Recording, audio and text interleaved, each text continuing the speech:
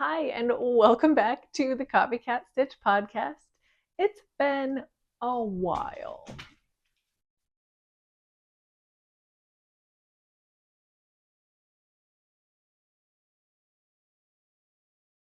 I didn't mean to take such a long hiatus after the holidays. I meant to take a little one, but I got sick. I've been dealing with some health issues and low energy and, you know, seasonal issues, as one does. And I just never really got around to filming. I have a lot of stuff I'm working on. One of the bigger things that I had hoped to be done with by now was the Everything I Knit in 2023 video. And as it turns out, I knit a whole stinking lot. And that video is going to take a lot more effort to create than I thought it would because I made 58 things last year. I finished 58 things last year. I made more than that. And it's going to take a long time to piece that one together. So bear with me. I do plan on putting that out sometime relatively soon. But I thought I should do a little podcast just to catch you up on some stuff since I haven't done one since fall. Because I was talking about so many of these things during Vlogmas, I didn't want to be super redundant. And honestly, I probably didn't have the time to film and edit anyway. I have so much to talk about that I haven't talked about in podcasts, but I'm not going to talk about everything. I'm going to skip over anything I covered in Vlogmas. So if you're interested, you could always go back and rewatch those. But for now, I'm just going to touch on a few things that I've acquired or finished other than gifts, and then talk about all my new cast-ons because, I said I was sick after the holiday. I had a cold, and then after I had a cold, I had a very severe case of cast-onitis because all I've done for the last couple of weeks is just start new projects. And I don't have an issue with that. So, first of all, I have two sort of finished objects that I haven't discussed. One of which is the Envy hood, which you probably haven't seen for a while. I started this around October time, and I haven't worn it at all. I think it's cute. I like the way it turned out, but it is very fall, and I don't really feel like I should wear. I mean, maybe I guess if I'm going somewhere very cold and I need a hood, because none of my winter coats have hoods actually, which is not on purpose. I just don't have one with a hood. Maybe I would wear this for a little added warmth, but I haven't been anywhere outdoors where I've needed it, and I just haven't used it yet. It's also just been in my craft room for like 2.5 months waiting for me to talk about it on the podcast, and I kind of forgot I finished it. But after this, it will be going in to my finished whips. No, it will be going into my active cold weather accessories basket so that maybe I will use it this season. I don't remember all the details of this yarn. I know I made it with 2 different yarns from the wool room at Longmeadow Farms. And if you're interested in the details of any of the materials or patterns I use, my Ravelry page is linked in the description always, and I keep those project pages pretty up to date. The other thing I finished, and I literally only finished this yesterday, is the Ribsdale vest. It's not blocked yet, so it's super scrunched up. This has been like 95% done since October, and I just haven't picked it up. All I had to do was pick up stitches around the armholes to do an I-cord bind off for finishing around the armholes, and I hadn't done that until yesterday.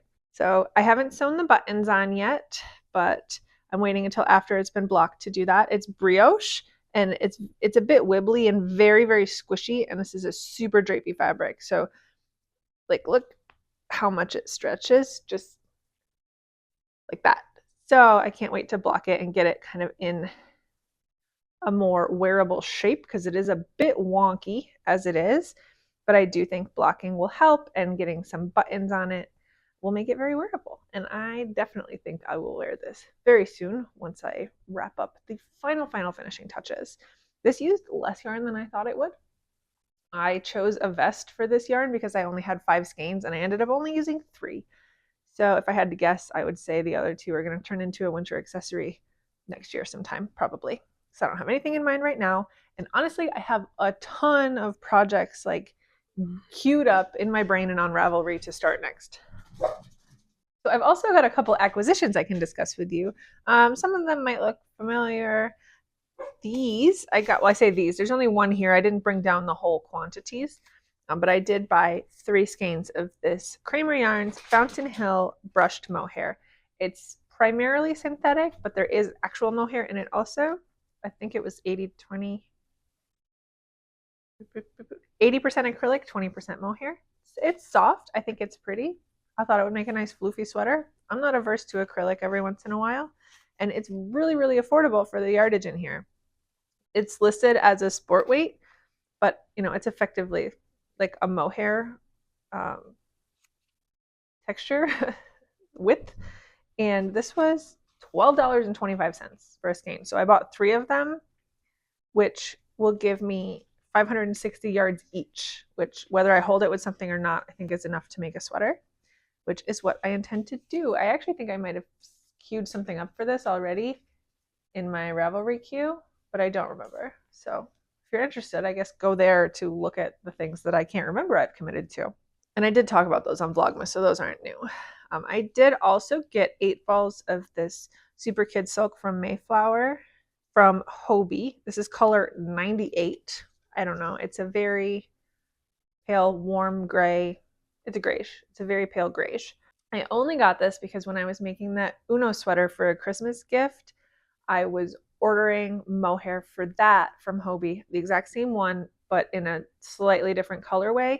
And basically I was halfway to the free shipping threshold, and also just kind of thought, what if this arrives and the color is wrong and then I can't start, and got in my own head a little bit. So I just ordered 2 pretty similar colors, thinking one of them would work, and whichever one doesn't work, I'll just save and use for a project for myself. So that's where these 8 balls are going to end up. No plans for it in particular, but I have really, really been enjoying holding mohair with my yarn lately, and I think that I'll find a use for this. Maybe not this year. All right, then I have some Notions acquisitions in here. So these have been sitting in here for quite a while. I just got them thrifting, tossed them in my little podcast basket so I could show you about it, and then it's been like 2.5 months.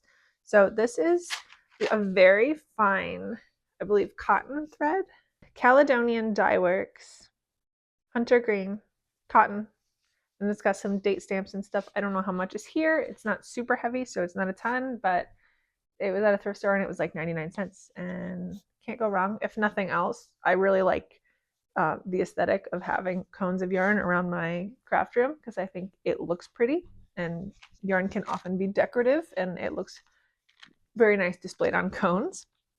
And then on that same thrifting trip, just got this pack of buttons for 99 cents, and it's just a whole bunch of like little plastic replacement buttons for blouses and stuff. But I thought it was funny. It's from Woolworth. It says the original price was $1.69 from Woolworth, and those haven't been around in these parts for a while, so I thought that was funny.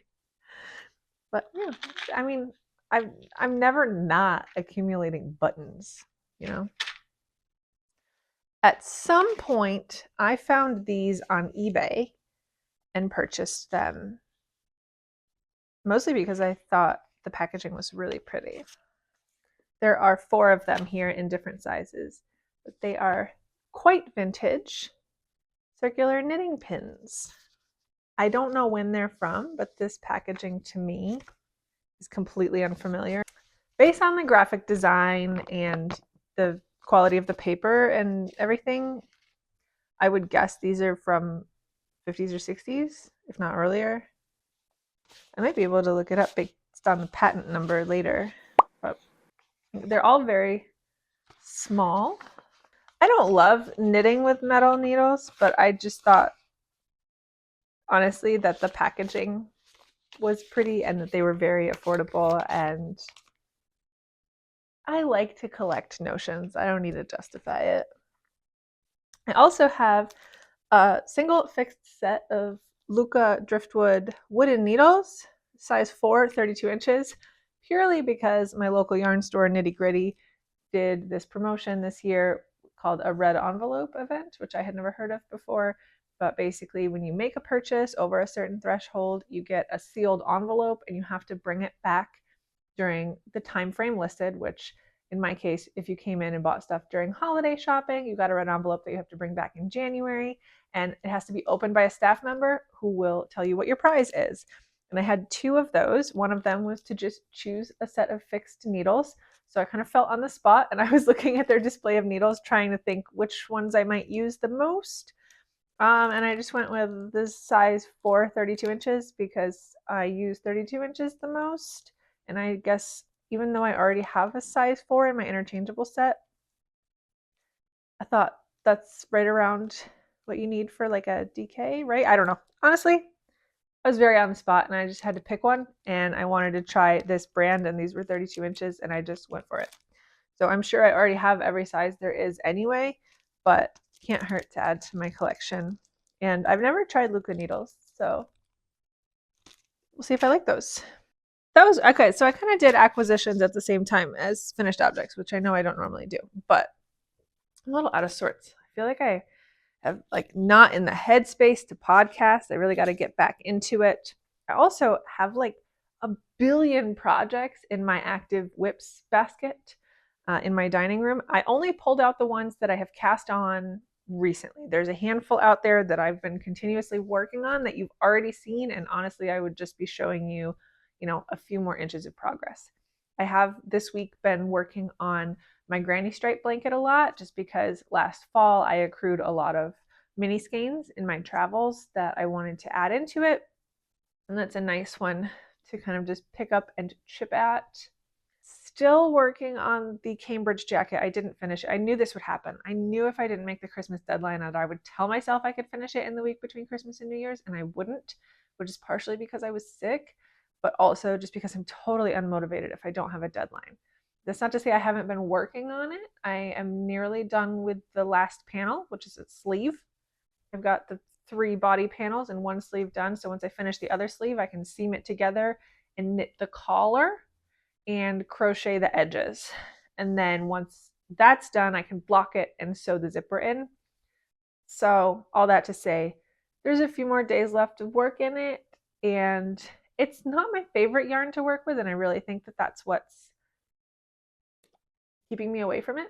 I chose it because I thought the color was perfect for my husband, that he would really enjoy that very dark green, black, moody, like tonal, and I think he will, but the texture is not very fun to work with. It's a little rough, and the fact that it's not dye fast always has me going, well, I don't want to wash my hands after I work, like I don't want to be up and down washing my hands, and I don't know. I'm not enjoying it. So I've been chipping at it and forcing myself to put in a few rows here and there so that I'm moving forward. I really do just have to like buckle down and get it together, but I don't like it. I do want to give it to him while it's still cold out. All right, so let's talk about my plethora of cast-ons. I've definitely been working a lot, even though I haven't been like talking to a camera about it a lot. If you watched my Vlogmas at all, you'll be familiar with the idea of me turning my Advent into a sweet shop blanket. This is all I could think about during the Vlogmas season as I was opening my Advent, was how much I just wanted to start knitting the sweet shop blanket. And I'm loving it. Truly loving it. This is the first time I've ever started a blanket that's like worked in pieces like this, in squares or smaller shapes, that I haven't been burnt out and sick of it like immediately. And it's entirely due to the fact that I'm not seaming anything together, that you're picking up each one as part of the whole and like knitting a shape and then attaching the next shape to the last one. I love the process of this blanket. It's very potato chippy, especially because there's so many different colors, and you get to mix and match and pick all your colors, and I'm really, really, really enjoying it. And I have been on average doing at least a square a day, and I love to work with the yarn, and I love the color palette, and just everything about it is shaping up for me, and I'm super having fun with this. I can't believe how much. I think this is about 30 to 35% done, actually. I'm making a size that is not one of the sizes listed. I think even if you look at the Ravelry info page for this pattern, Laura Penrose has like a little graphic doodle where she shows the different sizes and how many squares by how many squares. And I kind of just decided to make up my own that worked better with the quantity of yarn I have, and to make the blanket a little longer. Like I don't need it to be like giant, and I don't have enough yarn to make it giant without buying more colors. But I also don't want it to be like a baby blanket or a lap blanket because I'm a tall person, and honestly, I have dogs that feel very entitled to every blanket I use. So my blankets have to be like sizable enough that if I intend to use it, I have to be able to share it because someone will always insist on being under it with me.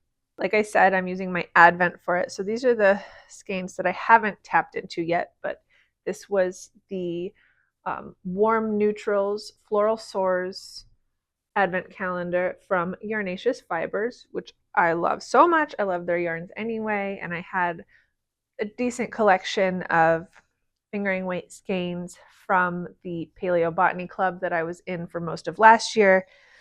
And had always kind of thought, oh, I'll use them in a blanket someday. So when I had the idea to make this with my Advent, I thought it's perfect. I'll just pick some of those stock weight skeins that kind of go with the color scheme of my blanket to fill in, because it takes about 10 grams ish, give or take, to make the triangle that makes up half a square. So that means if I have my 24, no, I don't have 24 minis because, wait, let me back it up. I forgot how, I think it came with 15 minis. Yeah, it came with 15, I think. Oh my gosh, now I don't know what I'm talking about. It came with an odd number because my Advent calendar had all sorts of like notions and goodies and stuff in it. So not every single day was a skein of yarn. Okay, I could count them. I could stop being a dipstick and count them. There are 7 here, 7 there, 14, 15. There's another one that escaped here. It was 15 minis. So that's 30 squares if you can get 2 squares out of each mini. So that means to fill in, I would have to supplement with a lot of other yarn. So I pulled these 4 skeins from my stash of, like I said, they're all also by Yarnaceous Fibers. These tend to run much cooler than the warm palette of the Advent calendar, but I think they go together okay. And they all have pinks and purples in them that match pinks and purples that are part of the Advent. So anything in the blanket that's variegated is from the Sock Club, and anything that's a tonal is from the Advent calendar. And then for the off-white contrast, I picked up 5 skeins of Barocco Ultra Wool DK. This is just super washable, 100%. It's a little thinner than the DK from Yarnaceous, but I think once it's in the garter stitch, it doesn't really show. Fits perfectly. I wanted to get superwash wool, so it's the same material as the Yarnaceous, and it's not like an acrylic on the other half of the same blanket, but I also was trying to go for a budget-friendly option, so I picked these up at my local yarn store.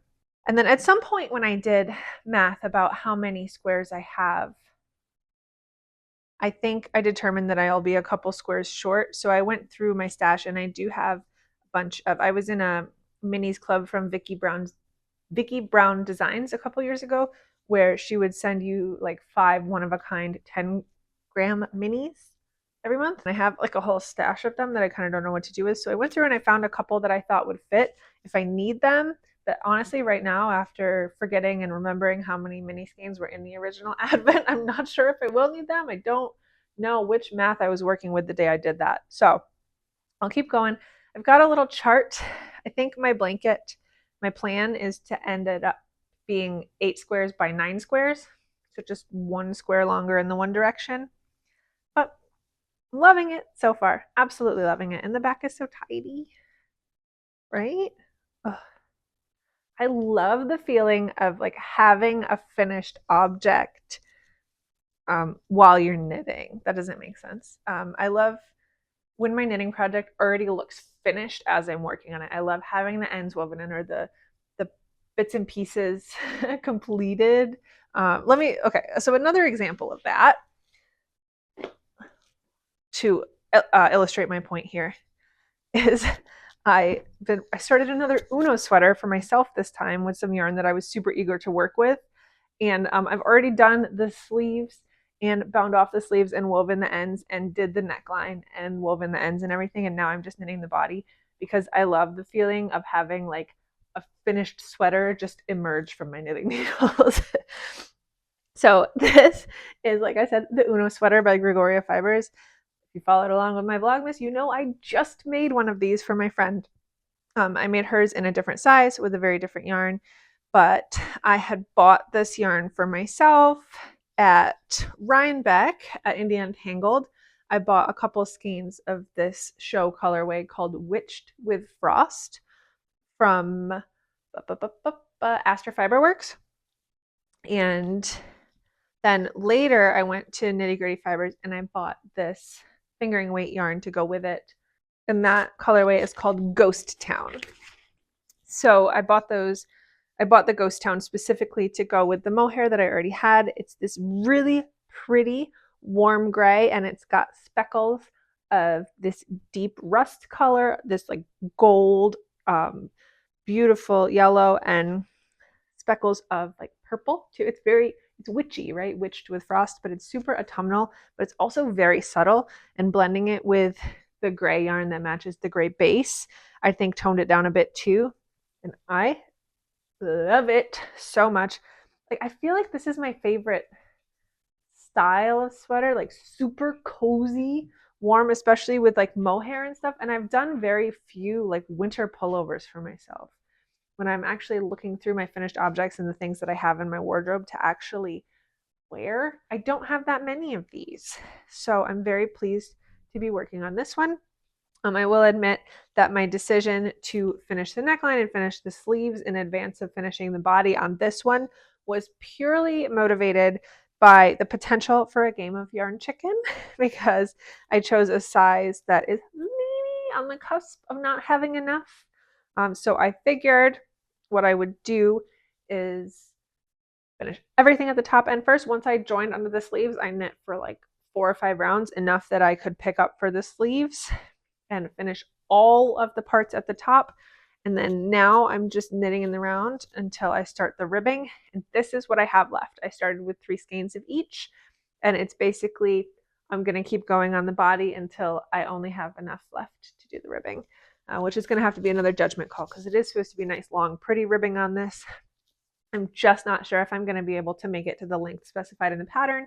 So it might end up being that the body of the sweater is a little more cropped than Gregoria Fibers intended, but that was my solution. That's why I knit it in the order I did, because I'm okay with it if it's a little cropped. It's a nice oversized fluffy sweater. I tend to wear high-waisted pants anyway. So those are my favorites right now. The Sweet Shop blanket and this Uno sweater are honestly the ones that I'm enjoying working on the most. I have a few more here that I'm not super enjoying. So I started this one on a whim one day, and it's a pain to work on, so I haven't been doing it very much. I wanted to make for Christmas, but never even got around to thinking about starting it because I had too much going on, a baseball cap display. I've seen some on Etsy. It's basically just a big crocheted rectangle that has crocheted straps across it that you can kind of that's not helpful. It would be like this. You would hang this on the wall. There'd be crochet straps across it, and then the ball cap just kind of sits inside. And the straps are fixed on both sides. They're permanent, and then they're kind of displayed, but you can hold a bunch of ball caps.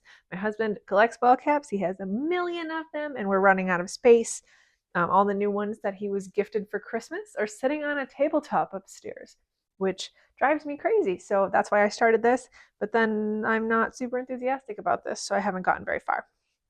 There are patterns for similar cap holders, but I was looking at the pictures on the pattern page and the details of it, and no shade to the pattern designers. I'm sure that they did a great job on them, but to me, they kind of just looked like a big block of single crochets with straps across it, and they were charging $6 for the pattern. And I thought, at this point in my life, I have enough crochet experience that I can just improvise something to be roughly that shape and size, and I don't think I need to pay for a pattern. I went into the Modern Crochet book written by Lee Sartori, and I chose the basket weave stitch pattern, which I think is really pretty. And it's very scrunched. It's a little scallop, or what's the word? ruffled. It's got like lettuce edges right now, which is not what I want it to be like in the end, but I am going to crochet around the edge when I'm done to be able to add those scraps and kind of tidy it up, and it will be very much blocked before I hang it up anywhere. I don't know how long it's going to be. I'm going to keep going for a while. We have a big strip of wall space that I think is probably about 4 to 4.5 feet long that I can use it in. And I had 2 and a partial skeins of yarn when I started, and now I have what's left of this one. I used up the scrap and a whole ball already on this. So I'm going to let how much yarn is left dictate how long I make it before I start the border and the straps and stuff. But this is Lion Brand Low Tide. If you've been with my channel for a while, you will know I have used this for a whole bunch of things, because a few years ago I found it at Christmas tree shops for $1.99 a ball, and I bought a lot of it in 3 different colors along with some other novelty yarns that were there for the same price. So I will be using Lion Brand Low Tide and Lion Brand Summer Kiss until my demise, truly, because there's so much. I've previously made a very long sweater duster cardigan out of this, which I like well enough, but I don't know that this was intended for such garments. It's not very warm, so it's kind of a interstitial season cardigan. It's a late spring, early autumn cardigan, I guess. But I think it's perfect for home decor items. It works great for this. I like how it's turning out, but it's not fun to crochet, so I haven't been working on it very much. This cast on was a kit that I bought in Halifax this summer that I was so excited about, and I've been thinking about since this summer, and I was waiting until after Christmas, and during that week between Christmas and New Year's, I decided to cast it on. It is the start of Thrummed mittens. It looks like a little cylinder right now because there's so much fiber in here, but this was a kit I bought in a sweet little yarn shop in Halifax for Thrummed mittens, and I've never made Thrummed mittens before, but I was noticing them a lot in Halifax, and the shop owner was telling me that it's actually a local invention, a local custom to make them this way. So that was a neat factoid that I learned, and I thought, well, this is probably the best place to buy a kit to try. So she had this nice kit from, what's it called, Fleece Artist, and it came with, the pattern is printed on the ball band. It came with 1 skein of this worsted weight yarn in this like pretty mulberry color. It's tonal. It's got a lot of like golden and mauve hues as well.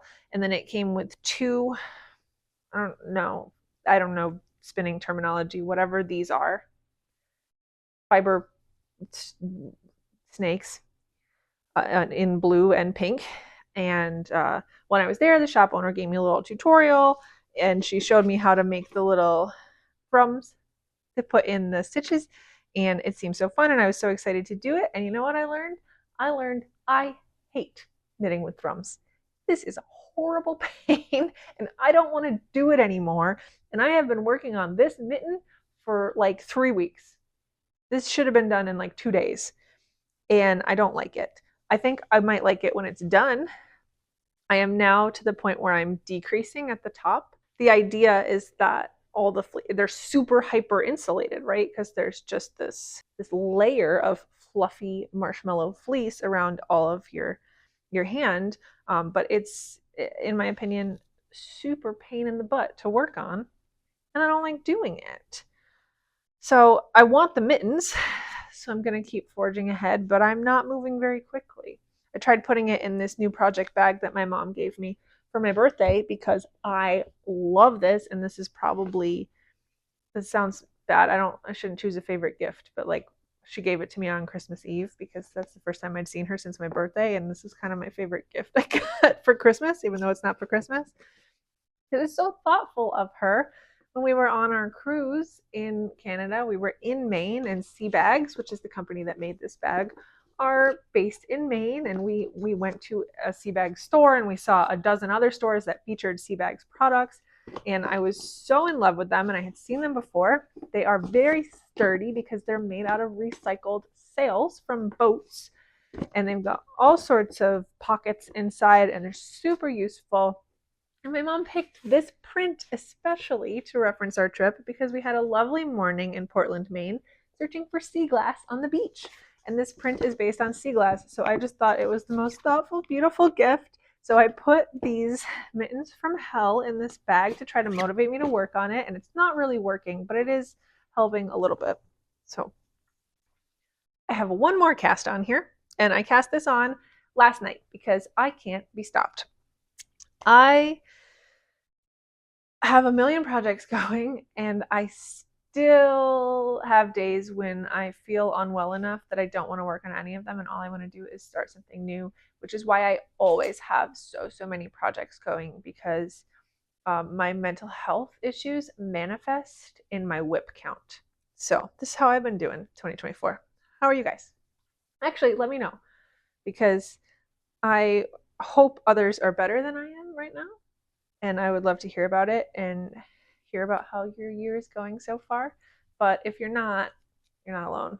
I don't know if you remember, but if you were here when I went to the Central New York Fiber Festival last June, I got 2 skeins of truly the most gorgeous yarn I've ever seen in my entire life, which is this bouclé from Mabel's Cables called Red Rose, and it is this cream bouclé made of superwash merino that has all these beautiful splashes of red and pink and different shades of green and yellow that look like leaves, and then occasionally this little swipe of sky blue. And honestly, I fell in love, and she only had 2 skeins there, but I bought them both, and I haven't known what to do with them. And just yesterday I thought, what if I made like a wrap, but like I could use it as a winter scarf, but this is such a springy color that maybe if I made it wide enough, I could use it as like a wrap in the spring. Not that I'm the type of person to like casually wear a wrap, but who knows? I could be anybody in 2024. So it's kind of hard to see here. I found a free pattern called Cleveland Shawl. I don't know if it's like Cleveland Shawl. I don't know what it is, but it's sort of a rectangle, but due to the lace pattern and the stitches, you can see it it's curved. It's very hard to get it to hold still right now.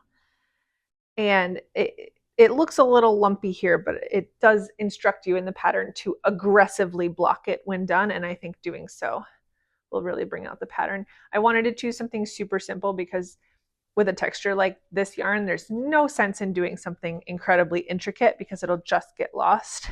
However, I didn't want it to just be a plain like block of garter or stockinette or something, because I'll just get bored. And I think this is perfect. It's a 10-row repeat that so far is just potato chippy enough that I want to keep going. I've worked through about a quarter of my yarn already, and I only started it last night. And it's a finished object that I want to have very much because it's just the most inspiring, gorgeous color in my opinion. And I want to be able to... What are you doing? I just want to be able to wear it. That's the summation of it. My dogs are getting very hyper because it is time for their DINNER, and they know that. Girl, that's all my projects anyway. That's everything new. Like I said, I've got a bunch of old stuff in the works, but not a ton of progress on those. So I'm so glad we got a chance to catch up today.